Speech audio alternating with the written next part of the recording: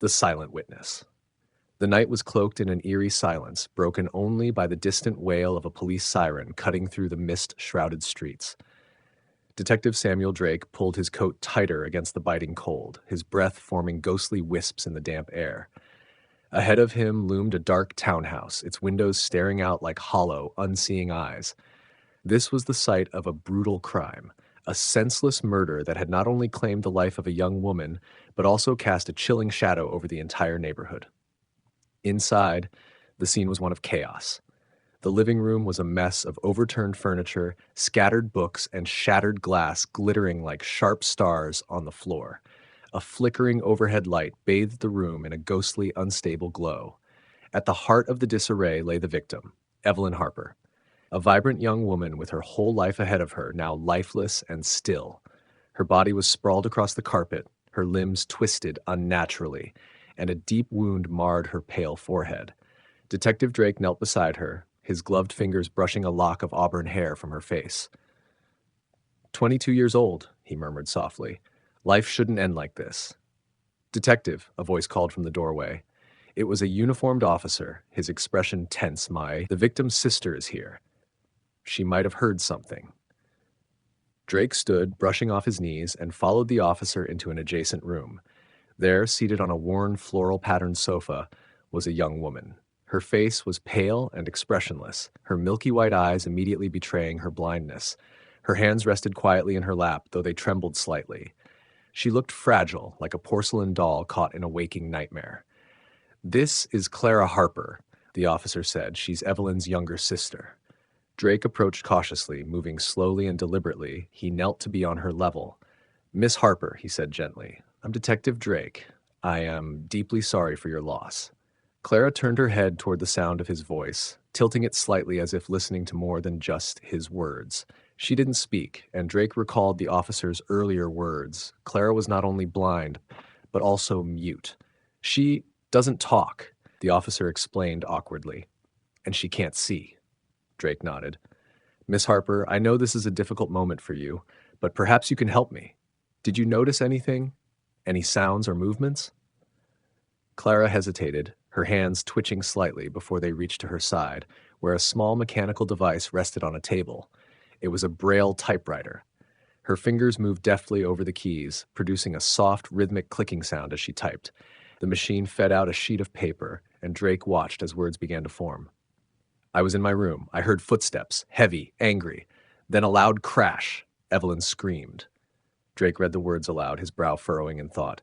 "Footsteps, you said? Can you describe them?"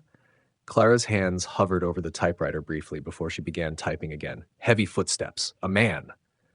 A chill ran down Drake's spine. "Did you hear a voice? Did the man say anything?" Clara paused for a moment before her fingers resumed typing. No voice. Just footsteps. Then silence. Silence.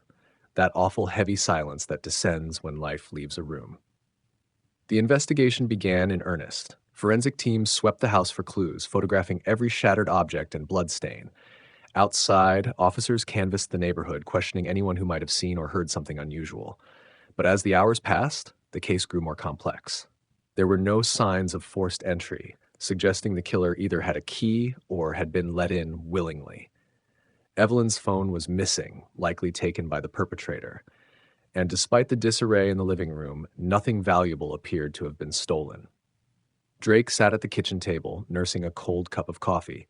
Across from him, Clara sat in silence, her hands folded neatly in her lap. Despite her vulnerability, there was an unsettling calm about her, a quiet composure that both reassured and unnerved him. "Miss Harper," Drake began, breaking the heavy silence, "you said you heard the man's footsteps. Did they sound familiar? Like someone you've heard before?" Clara's fingers found the typewriter again. After a moment's thought, she typed, "No, not familiar." Drake nodded, his mind racing. Did Evelyn ever mention someone she was worried about? Someone she argued with? Clara's fingers moved quickly over the keys. "A man." She called him Jay, they argued often. "Jay," Drake repeated, his thoughts churning. "Did she ever say his full name?" Clara hesitated, then typed, "Jason." The name led to their first lead. A neighbor confirmed seeing a man named Jason Carver visiting Evelyn regularly. He was described as tall, broad-shouldered, and quick-tempered. Further digging revealed a history of domestic violence and a restraining order filed by a former girlfriend. It wasn't a concrete connection, but it was enough for Drake to investigate. When they arrived at Jason's apartment, however, they found it abandoned. Clothes were scattered as if hastily packed, and the faint scent of expensive cologne lingered in the air. Jason Carver was on the run. Back at the station, Drake pored over the evidence, but something didn't sit right. Jason was an obvious suspect, perhaps too obvious. The crime scene at the townhouse, the calculated manner in which Evelyn was attacked, didn't align with the impulsive profile of a man known for his violent outbursts. There was more to this case, something hidden in the shadows of the night. And then there was Clara. Blind, mute, and seemingly helpless. Yet, as Drake watched her sitting quietly in the interview room, he couldn't shake the feeling that she knew more than she was revealing. What had she really heard that night? And why did she seem so calm now when her world had been shattered? The case was just beginning, and Drake could feel its weight pressing down on him like a storm cloud. Somewhere in the silence lay the truth, waiting to be uncovered. Detective Samuel Drake sat at his desk, the pale glow of his computer screen illuminating his tired face. Rain drummed steadily against the window, a rhythmic backdrop to his thoughts. The evidence was sparse, the leads tenuous. Jason Carver had vanished without a trace, and the deeper Drake dug into his history, the more doubts crept in. Yes, Jason had a violent past, but the murder felt too meticulous, too calculated for a man like him. Something was missing, a piece of the puzzle he couldn't yet see. Across the room, Clara Harper sat quietly in an interview booth. She hadn't protested when Drake had brought her to the station. She was calm, her composure unbroken, though the faint tremor in her hands betrayed her inner turmoil. Her braille typewriter rested on the table in front of her, her fingers occasionally brushing against it as if seeking comfort. Drake stood and approached her, a fresh cup of coffee in his hand. "Miss Harper," he said softly, setting the cup on the table. She turned her head toward him, her milky white eyes unseeing but focused. "I need to ask you some more questions. I know it's difficult, but anything you can remember might help." Clara's hands moved over the typewriter, the soft clicking of the keys filling the room. After a moment, a sheet of paper emerged with her response. "I don't know what else to say. I heard footsteps. I heard Evelyn scream, then silence." Drake sighed, running a hand through his hair. He sat across from her, his fingers tapping the table. "The man you mentioned, Jason, did Evelyn ever tell you why they fought? What it was about?" Clara paused, her fingers hovering over the keys. Finally, she typed, "She didn't tell me much, but she was afraid of him." "Afraid?" Drake repeated. "Did she say why?" The response came quickly this time. She said he was jealous, controlling. He thought she was seeing someone else. The words struck a chord. Drake leaned back in his chair, thinking. If Jason believed Evelyn was involved with someone else, it could explain the motive. Jealousy often bred violence. But the calculated nature of the murder still nagged at him. It felt he needed more. "Miss Harper," Drake said carefully, "you said you heard heavy footsteps. Were they moving around the house? Did they come from a specific direction?" Clara hesitated before typing, "They were loud, coming from the hallway toward Evelyn's room." Drake made a note of this. "What about after? Did you hear the door? Did you hear him leave?" This time Clara's response was slower. No door, just silence. Drake frowned. The absence of the sound of a door opening or closing was odd. Did the killer remain in the house longer than they thought? Or was there another way out? Determined to uncover more, Drake revisited the crime scene that evening. The townhouse was eerily quiet, the lingering sense of death heavy in the air. He walked through the living room, carefully examining the overturned furniture and scattered debris. Forensics had combed the area, but he needed to see it with fresh eyes. The hallway caught his attention. It was narrow, with wooden floors that creaked under his weight. If Clara had heard footsteps coming toward Evelyn's room, then the hallway was crucial. Drake crouched down, inspecting the floorboards. Scuff marks near the baseboard caught his eye, marks that suggested a struggle, a hurried movement. Moving further down the hall, he opened the door to Evelyn's room. It was neat, untouched, except for a single broken lamp on the nightstand. On the bed sat a book, its pages dog-eared. Drake picked it up. "Whispers in the Dark," by some crime novelist he vaguely recognized. A bookmark slid out, and Drake noticed a handwritten note on it. "Meet me at midnight. Don't tell Jason. C." Drake's breath caught. The handwriting was delicate, elegant. He placed the note in an evidence bag, his mind racing. Who was C? Could this person be the one Jason believed Evelyn was seeing? Could they be the killer? Back at the station, Drake ran the handwriting through the database, searching for matches. The hours ticked by and the rain outside intensified, turning the city into a sea of glistening reflections. Finally, the computer beeped. A partial match. Chloe Morgan. Drake's brow furrowed. Chloe was a local art dealer with no criminal record. Her name had never come up in the investigation, but why would Evelyn have a secret meeting with her? And why hide it from Jason? The next morning, Drake visited Chloe's gallery. It was a small, upscale space filled with abstract paintings and sculptures. Chloe herself was a striking woman in her late 30s, with sharp features and a calm, collected demeanor. She greeted him warmly, but stiffened when he showed her the note. "I don't know what this is," she said, her voice steady but guarded. "It's a note Evelyn Harper received," Drake replied. "It appears to be from you." "I didn't write that," Chloe said quickly. "I barely knew Evelyn. She came here a few times for events, that's all." "Why would she have a note signed with your initial?" Drake pressed. Chloe hesitated, her polished facade cracking slightly. I don't know. Maybe someone else wrote it. Someone trying to frame you?" She nodded, but the tension in her posture told Drake there was more she wasn't saying. Leaving the gallery, Drake's gut told him Chloe was hiding something. He needed more evidence, but for now, she was added to his growing list of suspects. As he returned to the station, a forensic report awaited him. The analysis of the scuff marks in the hallway revealed a faint trace of blood, too small to belong to Evelyn. It was a different type, a clue left behind by the killer in their hurried escape. Drake stared at the report, the puzzle pieces swirling in his mind. Evelyn's secret meeting, Jason's jealousy, Chloe's denial, it all painted a fractured picture. And through it all was Clara, the blind and silent witness who had sensed the killer's presence but could not see his face. Drake knew the truth was close, just out of reach. But as he pieced together the threads of the case, he couldn't shake the feeling that the answers were far darker than he imagined. The station was eerily quiet as Detective Drake sat at his desk, the case files spread before him. Every detail, every fragment of evidence stared back at him, begging to be connected. The forensic report on the blood found in the hallway had been cross-referenced against the database. No matches. It was an unknown sample, and it was the only physical trace the killer had left behind. Drake's mind was a maze of questions. Evelyn Harper's murder was not the impulsive act of a jealous lover. It was deliberate. Jason Carver, while still a suspect, felt more like a smokescreen. And then there was Chloe Morgan, the art dealer with no apparent motive but plenty to hide. And finally, Clara, the blind, mute sister who had heard everything but seen nothing.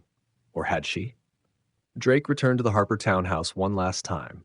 Clara had agreed to accompany him, her calm demeanor unbroken despite the weight of returning to the place where her sister had died. She carried her braille typewriter with her, its presence as constant as her silence. As they stepped into the dimly lit house, Drake guided her carefully through the hallway. "Miss Harper," he said gently, "I need your help. I know you can't see, but you hear and sense things most of us would miss. I want you to stand where you were that night. Help me understand what happened." Clara hesitated, then nodded. Drake led her to her room at the end of the hall. She placed her hand on the door frame, her fingers brushing over the wood as if reading its texture. Slowly, she stepped inside and stopped in the middle of the room. She gestured for her typewriter, and Drake handed it to her. The soft clicking of the keys filled the silence. "I was here. I heard footsteps. Loud, coming from the hall. Then a crash. Evelyn screamed. Then silence." Drake nodded, taking in her words. He glanced down the hallway toward Evelyn's room, envisioning the sequence of events. The footsteps Clara had heard, loud and deliberate, were key. The killer had walked with purpose, not hesitation. After the silence, Drake asked, "What did you feel? Did anything change?" Clara typed again. "The air felt colder, like the person was gone, but I never heard the door." Drake froze. The door. That detail had haunted him from the beginning. How had the killer entered and left without Clara hearing it? Unless... Miss Harper, Drake said, his voice tense with realization, show me how you moved through the house. Could you walk toward Evelyn's room for me? Clara hesitated, her face turning toward him with uncertainty. Then, slowly, she walked into the hallway, her hand lightly grazing the wall for guidance. As she moved past the scuffed floorboards, her foot brushed against something, a faint creak. Drake crouched, inspecting the spot. He pressed down on the floorboard, which gave slightly under his weight. A soft click echoed beneath it. "What the?" Drake muttered, prying at the edge of the floorboard. With some effort, it lifted, revealing a hidden compartment beneath. Inside was a small metal box. He opened it carefully. Photographs. Dozens of them. Evelyn with a man who wasn't Jason. In some, they were laughing, their hands intertwined. In others, they appeared tense, as if arguing.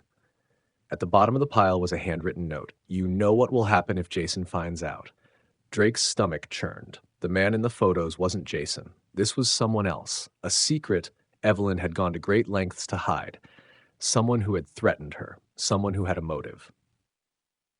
Back at the station, Drake ran the photos through facial recognition. His hands trembled as the system scanned the images. Moments later, a match popped up. Daniel Shaw, a real estate developer. No criminal record, no connection to Evelyn on paper. But when Drake dug deeper, he found the link. Shaw was a client of Chloe Morgan's gallery. Evelyn had worked part-time at the gallery for extra money. The pieces clicked into place. Shaw and Evelyn had been having an affair. Chloe, who handled Shaw's purchases, must have known about it. And Jason? He'd been kept in the dark. Drake leaned back in his chair, the weight of the truth settling over him. Shaw was the man Evelyn had been seeing. But why would he kill her? The answer came in the next report. Forensics matched the blood found in the hallway to Daniel Shaw. He had been injured during the altercation. That explained why he'd left no footprints. He'd fled in panic, trying to cover his tracks. Drake brought Clara to the station for one final conversation. She sat across from him, her calm mask still in place, her hands resting lightly on her typewriter. He leaned forward, his tone gentle but firm. "Miss Harper, I think you knew more about Evelyn's relationship with Daniel Shaw than you let on. Am I right?" Clara froze, her fingers tightening around the typewriter. Slowly, she began to type. "I knew. She told me to keep it a secret. She said Jason would kill her if he found out." "But it wasn't Jason," Drake pressed. "It was Shaw. He killed her to keep their affair from ruining his reputation. And Chloe. She must have known too. Slut. She tried to protect him, didn't she?" Clara's hands trembled as she typed her next response. "Chloe came that night. She was angry. She said she would tell Jason." Drake's blood ran cold. "Wait, Chloe was here that night? Did she argue with Evelyn?" Clara nodded. Her hands flew over the keys. She yelled. Evelyn yelled back. Then the man came. He pushed Chloe. He fought with Evelyn. Then... She stopped, her hands trembling. The truth hung in the air, heavy and undeniable. Drake acted quickly. Within hours, Daniel Shaw was arrested. Confronted with the evidence, he broke. He confessed to everything. The affair, Chloe's discovery of it, and the confrontation that turned deadly. When Evelyn had threatened to expose him, he'd lashed out, striking her in a blind panic. Chloe, terrified, had helped him cover it up, but the blood in the hallway betrayed them both. The silence Clara had endured was no longer a barrier. It was the key that unraveled the truth. As the case closed, Drake visited Clara one last time at her townhouse. She sat in the living room, her hands resting on her braille typewriter. For the first time, she looked peaceful. "You did it," Drake said, his voice warm. "You helped us find him. Evelyn can rest now." Clara turned toward him, her lips curving into the faintest hint of a smile. She reached for her typewriter and typed a single word, "Thank you." Drake nodded, tipping his hat as he left. The rain had stopped, and the city outside was quiet. But it was no longer the oppressive silence of death. It was the calm that followed justice, a silence filled with peace.